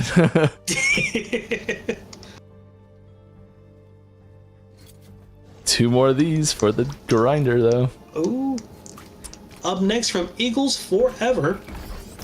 Gaspar infuses us with shadows of ourselves from other timelines. Is this like an Observer or Orbis power, Elysian power, something anyone can learn?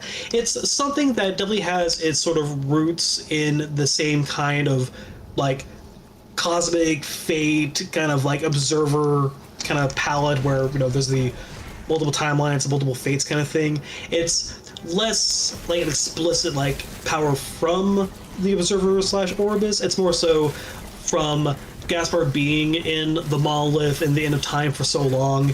He's like learned how to manipulate the kind of powers that exist in there, independent of the Observer and Orbis, but it's the same kind of power that's going to ties back to that source.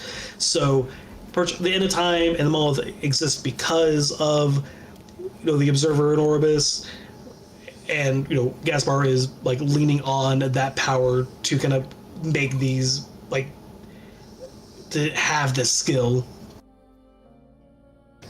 Up next from Repeats. If you had an entire season to rework a mechanic in the game, what would it be? I have an answer for that, and Mike, we'll go let you go first though. No, you go first. I'm gonna think about it. I've got two different. I got two different thoughts there.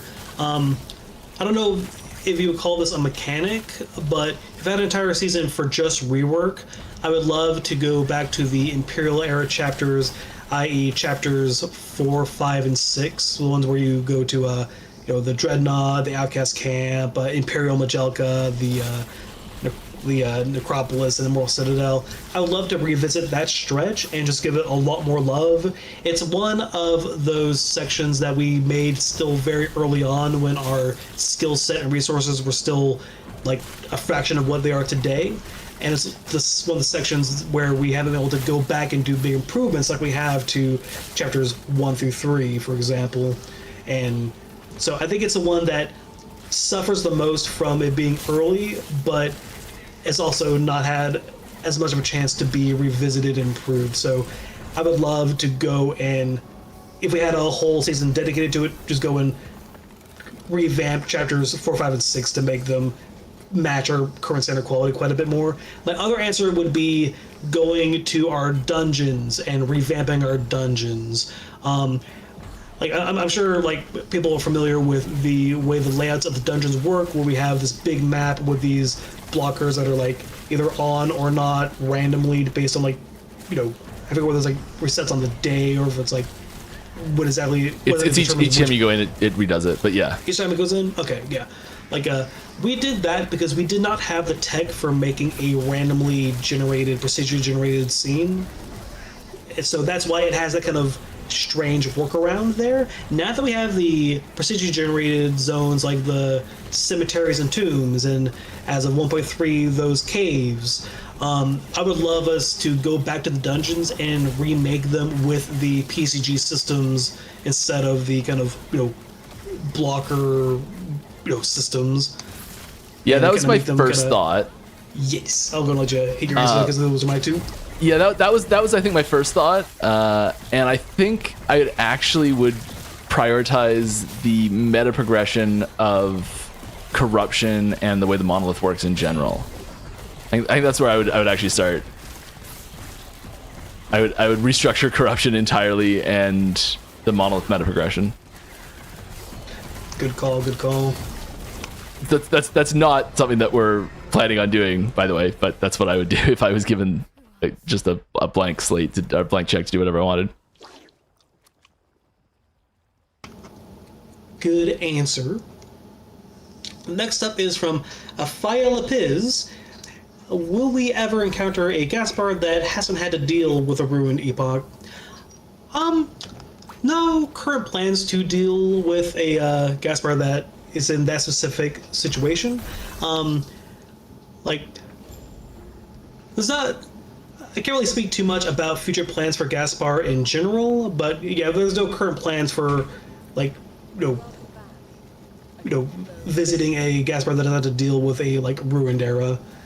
It is a interesting idea. It'd be fun to play with whenever we kind of open the doors for versions of the ruined era that aren't ruined, potentially like a after Orbis has been defeated, kind of hey, here's the good future kind of thing. It'd be interesting to explore, but there's no current plans for Gaspar specifically in that situation. Up next from Shining Dark Light, what inspired you to do the specific story with time travel? So the very kind of obvious answer there is Chrono Trigger is the big influence reason for why we want to do a time travel game. Myself and Judd, the founder of the studio, we played Chrono Trigger obsessively when we were younger. It's one of our favorite games of all time. And when we were kind of gathering people to kind of make the studio way back when, what like the two of the big kind of like common threads for like similar interests we're looking for in other like creative minds and programmers want to get into this with us, were people who liked Diablo 2 and people who liked Chrono Trigger. I had like months before meeting you guys, I had just finished playing through Chrono Trigger on. Oh, I didn't know it was that recent. Oh yeah, it was very recent. Yeah, I used to play it on the bus on the way to and from university. Oh, that's awesome. Yeah. Okay. I mean, we played it way back on our old Super Nintendos. Oh god, we were old. But yeah, like we had that cartridge and we played it like obsessively. Yep. Okay, up next is from Infernal Odin. Yo, Mike, Uber Abby this season. Well, Mike, what's the answer? Yeah, I'll go. I'll try and go for it. I've been. I don't know if we'll get there, but I will try for it. I believe in you, Mike. Gonna have to play a little harder than last season because we did Aberoth on the very last stream of the second last stream, technically the last stream that I was actually like playing properly. All right. Up next is from Quicksilver. I love lore. Do you have planned this year to add more on that? Also, is there any possibility soon to add achievements with cosmetics as rewards? For adding lore this year, this is a very big year for lore because we finally got Chapter 10 out with 1.3. I will say, like, for future plans this year, I don't expect any big lore updates for what we'll be putting out towards the back half of this year. Currently, I can't, that's all very much, in the air. I can't confirm or deny a lot of stuff, but I don't expect anything close to the level of like Chapter 10's big lore dumps happening again this year. But we do still have chapters 11 and 12 to come, and 11 and 12 I think we can very safely say won't be this year, but yeah, those are in the works, and I'm excited for us to get those to everyone. Yeah. For the other side of that question, achievements with cosmetics as rewards. Mike, I'll let you field that one if you want. I have not heard anything specific about it. It's something that we get a lot of requests for, and I think it's a lot of internal requests too for it. So, I wouldn't necessarily like hold your breath on it, but I sure hope so soon. I'm pushing for it with you. Yeah, there's interest within and without the company that we're all very well aware of. Yeah. Here from Xanimus44, sorry if it's been previously discussed or asked, is there any plan to incorporate a different leveling path outside of replaying through the campaign each character? Mike, I'll let you fill that one if you want. No, but I think we are looking at. We've long held that we wanted to improve and expand the dungeon system such that you could use that for the vast majority of a leveling playthrough if you wanted to. Yeah, we're not planning a like adventure mode to use examples from other games, sort of thing. It is something that we are aware of and want to find a good solution to, though. Yeah. Here from Mr. Ben Diesel. How do you feel about putting something in the game similar to Merc, but allowing them to go and essentially farm items for you? Like you send the Merc out for a day and returns with gold/items. I think it has the risk of feeling like daily quests. Because like if it takes a fixed, this is something we talked about actually. Because if it takes a fixed amount of time, or there would also likely be a maximum amount of frequency that it could be done. So like you can only do it once per day, or you can only do it 3 times per day, or something like that. Or if it takes 8 hours, then that's that's the maximum rate that it can happen at. And as soon as you put this like maximum rate on it, in order to RPG players love to be efficient. This is something that I don't think is a like obviously not everyone plays the same, but I think it's a very common trait amongst the RPG players to want to play efficiently. And as soon as there is this like daily login pressure or hourly login pressure or bi-daily login pressure, like as soon as there's this like fixed time window that you have to log in at, I think it takes a little bit of the joy out of it for me personally anyways. So we'd have to reconcile that issue first before we considered something like that. Yeah, I definitely agree with that. I feel like it's an interesting idea. There's definitely an appeal to it. I feel like we have to find a way to kind of like find the fun in it, to kind of like highlight, what's enjoyable about it without running into that kind of optimizing the actual kind of like fun and engagement out of the game by having these be these essentially kind of little timer chores you have to reactivate every day. Because like the idea of like commanding this kind of group of powerful other characters and having them go do things for you and bring things back to you, there's a fun hook there. We're just gonna find an angle to that wouldn't just be you put your chores on cooldown and then come back to get your free loot. Yeah, like maybe they only are working if you're working at the same time. They're like going to do something else. So like it would just be, I guess, scaled off of like XP gain or something like that. And it's kind of similar. It's a different presentation of Memory Amber, effectively at that point, or Favor, I guess, more accurately. Yeah, or like what they're getting isn't just like normal items. They're getting something tied to a system dedicated around them, and it's kind of more siloed off a little bit or something. I don't know. Yeah, as long as the like rate of acquisition is tied to the player actions and not just time. I think that's the key part of it. Yeah. Good question, good answers. Next up from 666 Rageburst 666. Hello, Titan. I wonder how people manage to survive in Ruined Era if all is corrupted, even animals to farm or hunt.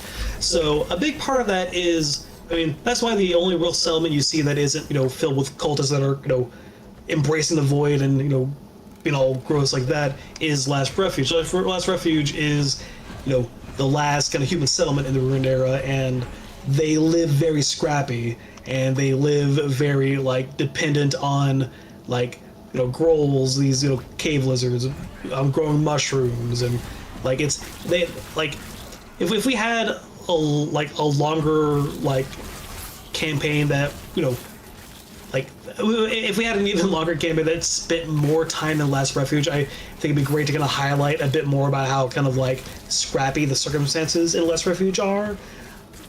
But the answer to how people survive in the Ruined Era is barely. They're getting by, but they have a couple of generations more at most before just the constraints of what livable resources they have access to remains able to support them. So they are running out of time, and very much because the Ruined Era is so unhospitable.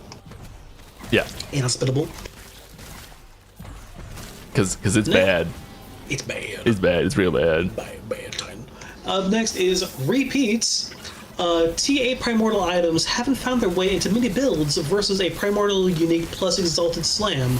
What can be done to make exalted items competitive and in-game builds if T8s haven't moved the needle much? Yeah, I don't think that, I think the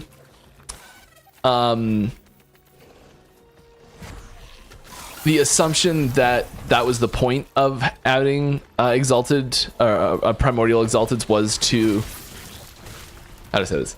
I don't think we ever said that the point of adding primordial exalteds was to make exalteds more prominent. It's the primordial exalteds were definitely a fallback for in case your build doesn't have a good primordial unique that goes with it, because most of the primordial uniques are very niche and specific, and if you the build you're going for just doesn't have one that fits, you want something to take that power slot.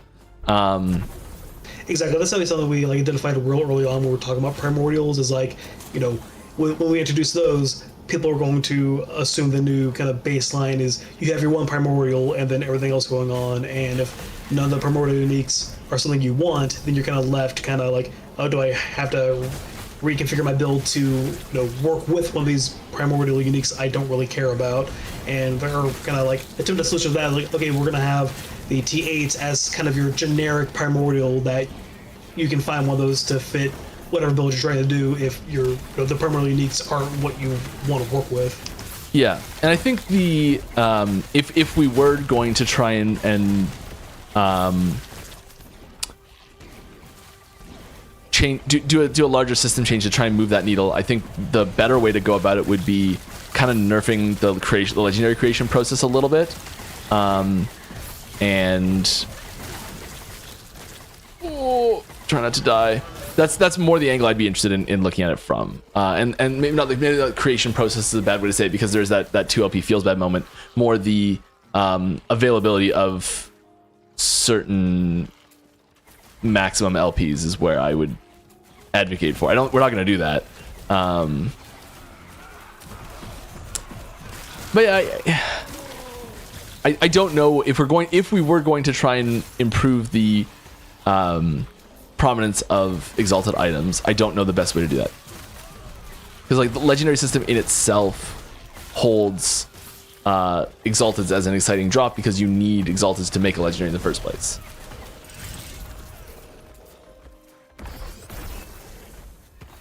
Good question, good answer. Up next, we have from Infernal Odin, TV show win. Whenever Vizzy Pop in her studio finally returns my emails, I'm kidding, that's not an actual thing. I just wanted to say that because that'd be really funny. But yeah, no plans for a TV show. I wish though. I know, that'd be super cool.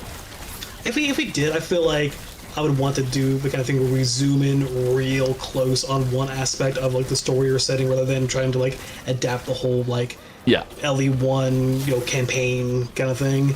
So like rather than like the show or whatever kind of adaptation we do starts with the Traveler and with the Keepers and then goes all the way to chapters like 11 and 12 in Endgame, I'd rather it be something like let's zoom real in and look at either like Grail's story, or zoom real in and look at like someone who lives in Majelka and see like what their kind of story in the middle of all of this is like.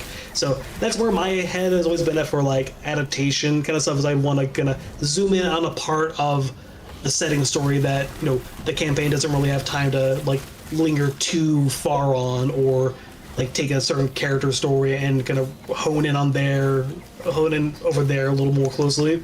I'm actually just getting around to watching the rest of Arcane, the second season of Arcane right now. And they've been doing a fantastic job on exactly what you're talking about right now. Nice. I still need to watch the rest of it. I watched the first episode like a long time ago, and I just haven't gotten around to watching the rest of it. I really should. I've been loving season 2 right now. It's fantastic.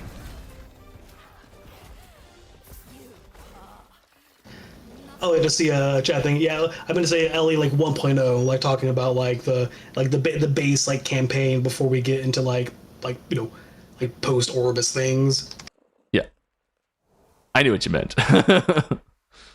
Yeah, like a little kind of internal talk. We're talking about like 2.0 versus 1.0 thing for kind of like different kind of like benchmarks, like future planning things. So yeah, I was referring to LE like 1.0 and then like the kind of currently scoped kind of like plans kind of thing. Yeah. Up next is Equals Forever. Does time pass in the end of time? Time is very weird in the end of time. It's the kind of thing where like people like are aware of time passing, but they don't get hungry, they don't age, but they still feel like they should, and it's a very like it's part of the reason why like in a time is like not as like on the surface dire as like Last Refuge and the Ruined Era, but it still is not a like acceptable kind of state of the world for everyone to end up at. It's still kind of part of the reason why you want to kind of avert that from being a thing.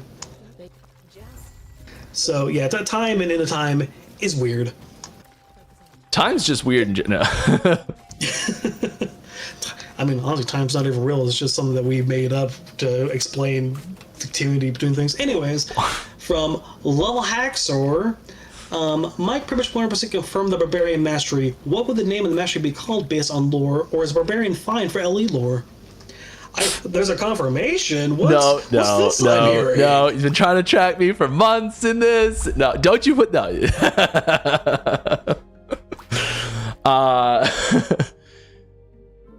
I think Barbarian works fine for a name if we were gonna do it.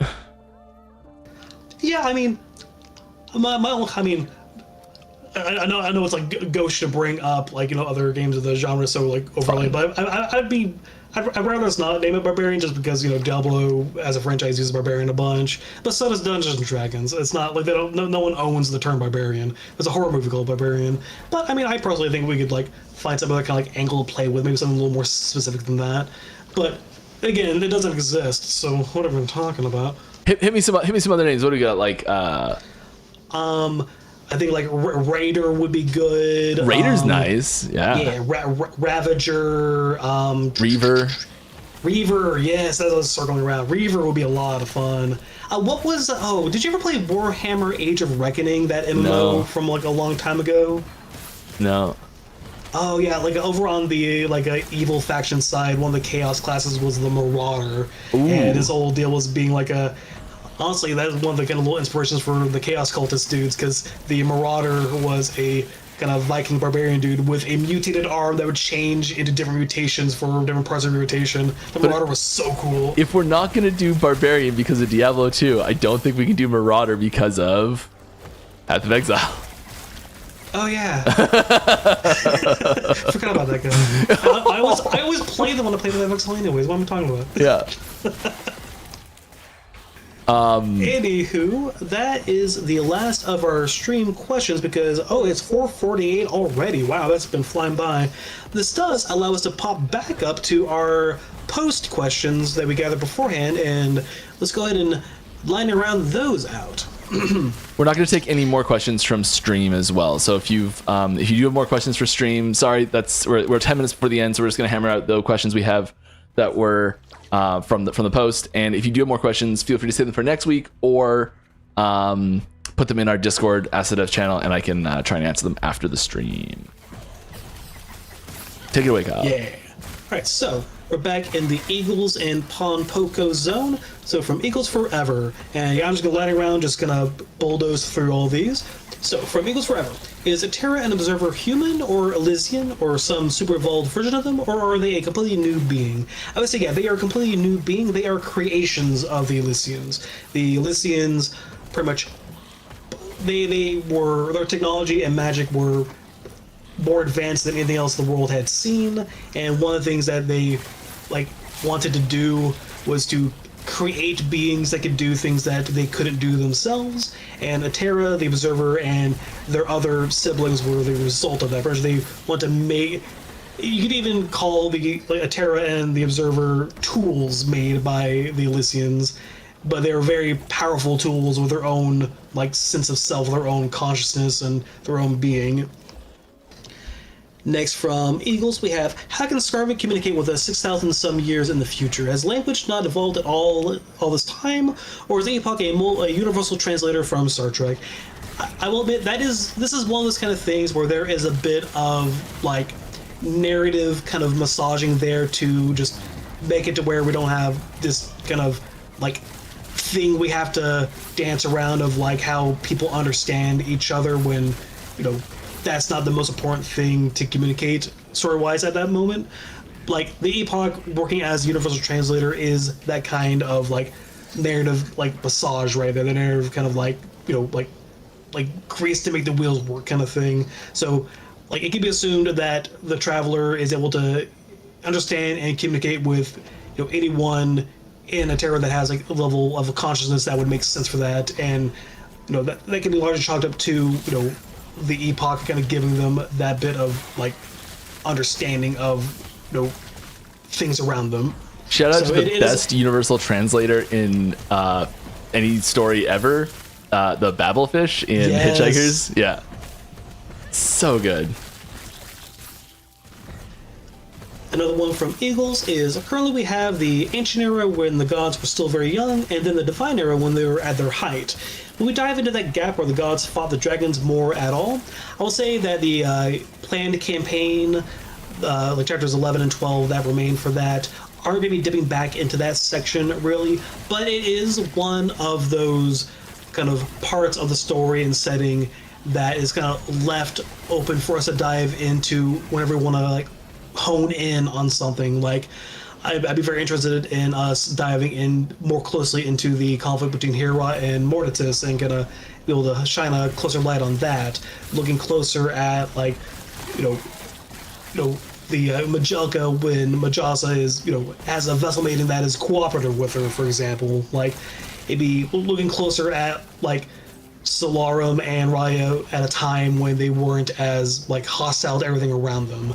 It's one of those things where like it's not really touched on much in the campaign because it's not one of the moments very like hyper relevant to the story of the Traveler, the Epoch, and Orbis, but it is stuff that is open for us to dive into when we want to dive into that part of the setting. Another one from Equals is, did Terra actually die when she powered up the Lotus Prison? Or did she die when the Emperor came and opened the Lotus Prison to set Orbis free? Or is she not actually dead at all and just super weak because of the long challenge of containing Orbis? The second part is true there. Whenever the Observer is freed at the end of the Imperial Era, that is when Terra dies. She is dormant, maintaining that prison around Orbis for, you got blasted.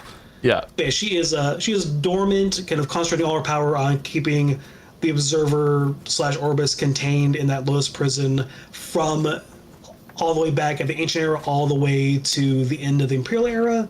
And when Orbis is freed is when she actually dies for good. Next, the Farsight Turtles seem to be under the command of Observer. Does he control more or all Titans, or is this just a friendly favor situation? It's not an all Titan situation. It's more so that the Farsight Turtle had more of a connection to the Observer. It's been like a Titan that the Observer has spent time with and formed a bond with and gone into be able to agree to requests like that. So yeah, that is more of a specific thing to the Farsight Turtle rather than an all Titans kind of thing. Titan.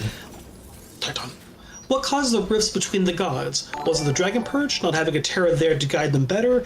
That second part is very much on the money. It is a Terra not being there to give them, like to guide them better. Like a big difference if Terra was around is that she would be able to mediate their differences. She would be able to like keep them focused on the goal of keeping humanity safe and keeping humanity in control and prosperous. So like a lot of Terra's plans were very hinged on her being this kind of central top of the hierarchy influence to keep the gods kind of focused on what they should be focused on so they can fulfill their duties to the best of their ability. So without her around for that, the different kind of interpersonal conflicts for the gods were able to kind of spiral out of control. One of the major examples of that is the conflict between Hera and Mortitus, where he had to get aid from the other gods, and by him, imprisoning Mortitus instead of killing him, that really soured the relationship between Hera and Raya, because Raya kind of was of the mindset of like, hey, if I'm going to help you do this, you need to solve the problem definitively by killing Mortitus. And Hera didn't do that and kept Mortitus alive instead, and Hera took that as like, okay, you are too blinded by your compassion to fulfill your duties properly. You need to be replaced by me controlling everything, because Terra isn't around to guide everyone as this kind of single influence, so I need to do that. That's a big reason why Raya is so aggro to everyone else around him, because he feels that in the absence of a Terra, one of them needs to be the top god that can kind of put all the kind of direction from, rather than each of them having their own kind of like differing opinions. And our last question from the Eagle Zone: why did Terra make the gods with such downsides in their personalities? So a big part of that is the fact that Terra, from like the way she was created by the Elysians and like kind of in her like very kind of nature, she is she is hardwired to protect humanity and try to not harm them and like do the best for humanity as possible.